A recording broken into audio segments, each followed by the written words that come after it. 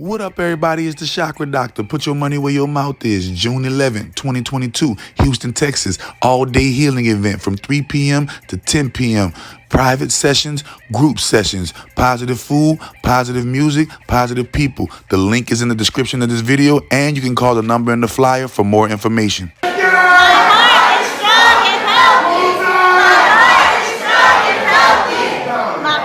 Welcome to the Hip Hop Bicycle Evolution Calendar from Precision Bikes, the bicycle with the most gravitational advantage. Our bikes crank out more torque per range than any conventional bicycle.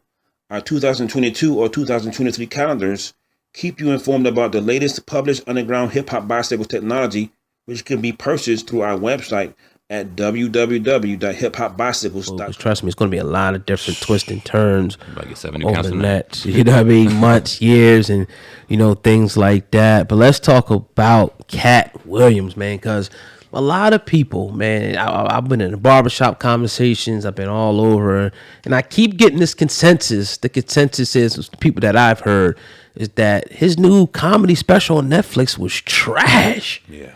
Saying, man, we both just watched it. I'm going to let you go first. Yeah. Right? Do you think that his new comedy special, Katt Williams, was trash? Absolutely not. No.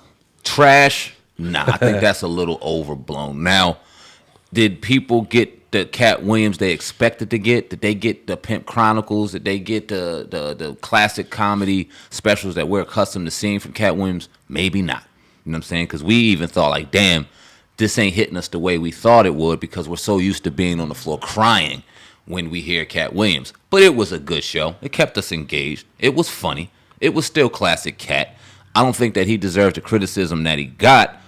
Right. That being said, this is a different world and different ages. This is the level of comedy that we're in now. Is there a new crop of comedians that we should start paying attention to and looking at and kind of appreciating the comedy we got before? Because there was a level of hunger with Katt Williams as well. When we were out there cracking up at the Pimp Chronicles and things like that, there was a level of hunger. Now the success came, it's a little different. The stories are a little different, you know what I'm saying? So would I say it was garbage? No. Would I say it was his best? Of course not. Right. I'll keep it right in the middle. I'm going to have enough respect for Katt Williams as an artist, as the legendary comedian that he is. 1 to 10? 7. Yeah. 7. Yeah, I'm not mad at that at all. I don't think it was as... I'll be honest, like the first maybe 10 minutes, I was kind of dragged. I'm like, man. But then he warmed it up, and he pretty much kept me ever since. Yeah. And I think we have to honestly give this man his flowers now, because even like we say it, and everybody can't be on a Michael Jordan like level and like 6 times at the finals, 6 championships. Sometimes your shit is not going to be as good as the last one. Right. But it wasn't to the point, as some people say, like a Kevin Hart, where it's totally like underperforming. Like, we totally know you could do better, but you're not trying to piss off your political connects or your sponsorship. You don't get none of that with Katt Williams. I think Katt Williams, he gave you just enough for the city at the end of the day. And I enjoyed it, man. I ain't gonna lie. I laughed a lot. It wasn't on the floor, but laugh, a lot. I will stick with that. I think that's good. A 7 out of a 10. I think it hits it perfectly. But yeah, people talking about it was trash and all that. Nah, man, come on now. The corny thing, and this is just the kind of world we live in now. You hear one person say it was trash, and then they base that opinion, and then they watch it. And like you said, the first 10 minutes may not have caught your attention. They turn it off. It's trash. We've seen our bro Faizon Lov, who's like the Siskel and Ebert of this comedy shit. He sit there and critique all of them and do major headlines, but he was trying to basically say that he'd rather cut grass or watch the rest of the show. People see that and run with it. It wasn't that bad, man. It wasn't that bad to me. Like I said, wasn't his best, but wasn't his worst. Yeah, I don't know if he uses writers. I'm sure they all probably do. Yeah. So but it's like, just come out a little bit more on fire.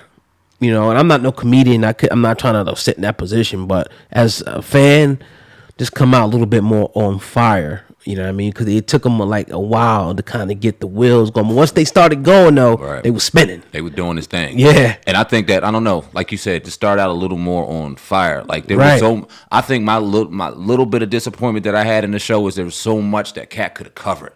in the real world that was going on. A lot of situations that we went through these last couple of years, or even the last time we heard from Katt, that would have blew the roof off the joint if we heard his thoughts on it, because he's just a brilliant comic mind that I was missing in that. Right. Shit. Damn, what about this? What about that? Like you. Everybody talks about the C word. Like, come on. Like, talk about so much stuff that happened. Biden, who cares about the Biden? Like, it was, man, it was so much more stuff he could have touched. But I guess maybe he's moving in a strategic way. And that makes sense, because some of the things he touched and some of the things comics touch nowadays that we would have condemned as a classic might have got some backlash from people signing checks. So I ain't saying that he took this foot off the gas because of that. Right. But I just wish some more topics would have been covered, a little more even controversial topics, to hear his thoughts on it. It would have been a classic, man. What do you see next for Katt Williams? Where does he go from here? I mean, he stamped himself as one of the best comedians. Eddie Murphy now? Because a lot of people are bringing up that comparison to say, how you going to criticize Eddie Murphy, and then the next series you put out, especially is subpar to some people? That ain't fair. Eddie, the only reason, the criticism he gave Eddie Murphy was valid in my opinion.